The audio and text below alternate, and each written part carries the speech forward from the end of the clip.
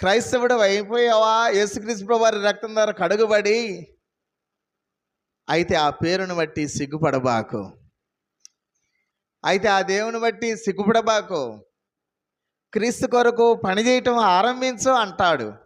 ఇక్కడ కొనసాగిస్తూ 17వ వచనంలో అంటాడు కదా, తీర్పు దేవుని ఇంటి యొద్ద ఆరంభమగు కాలము వచ్చి ఉన్నది, అది మన యొద్దనే ఆరంభమైతే దేవుని సువార్తకు అవిధేయులైన వారి గతి ఏమవుతుంది?